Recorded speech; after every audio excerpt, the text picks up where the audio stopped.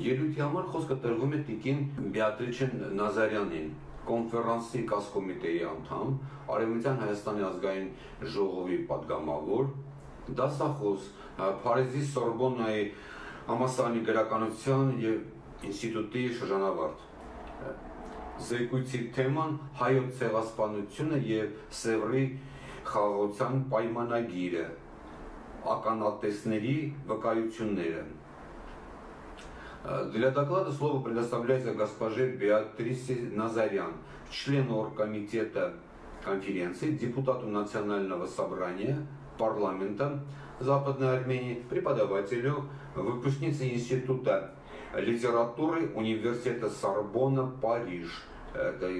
Тема доклада «Геноцид армян и сербский мирный договор. Свидетельство очевидцев». Доклад будет представлен на французском языке. La parole est à Madame Béatrice Nazarian, députée de l'Assemblée nationale Parlement d'Arménie occidentale, enseignante, diplômée de l'Institut de littérature de la Sorbonne à Paris. Thème de l'exposé, témoignage, le génocide arménien et le traité de paix de Sèvres, récit de témoins oculaires. Bonjour mesdames et messieurs, aimable assemblée. Aujourd'hui, le 10 août 2020, est un jour important. Nous sommes réunis ici pour commémorer par une conférence l'anniversaire du traité de paix de Sèvres. Il a été signé ici à Sèvres il y a 100 ans de cela, le 10 août 1920. Je salue avec beaucoup d'émotion et d'espoir cette nombreuse et éminente assemblée qui s'est réunie pour commémorer symboliquement cet événement. Je salue également les États qui ont contribué à mettre fin à la Première Guerre mondiale, et en particulier la France, où mon père, à l'âge de 13 ans, a trouvé un refuge sous couvert du passeport Nansen, où je suis né et ai reçu une éducation. À son origine, le traité de paix de Sèvres, signé le 10 août 1920, et dont nous commémorons aujourd'hui le 100e anniversaire, a soulevé d'immenses espoirs chez les minorités du Grand Proche-Orient.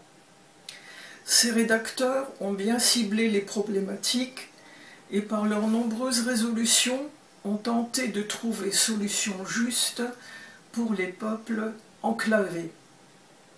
Le président des États-Unis, Woodrow Wilson, a été désigné arbitre pour la démarcation de certaines frontières et en avait fait une affaire personnelle.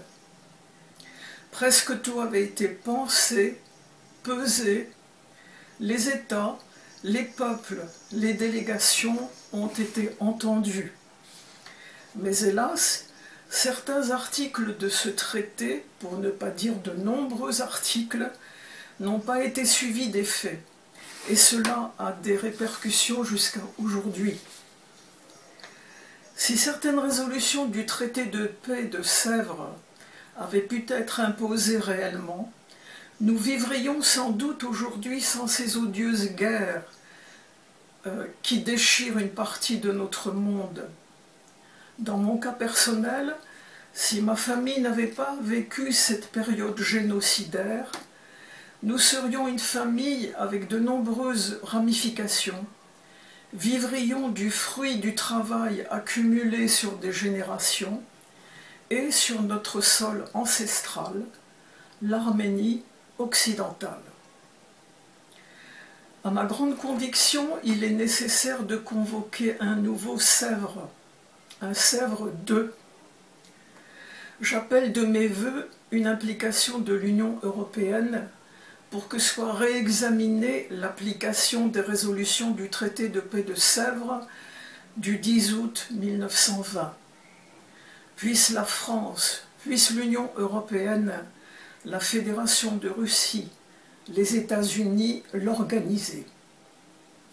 La paix est nécessaire à tous, et je prie les grandes puissances qu'elles permettent de rétablir l'état de ma patrie. Merci.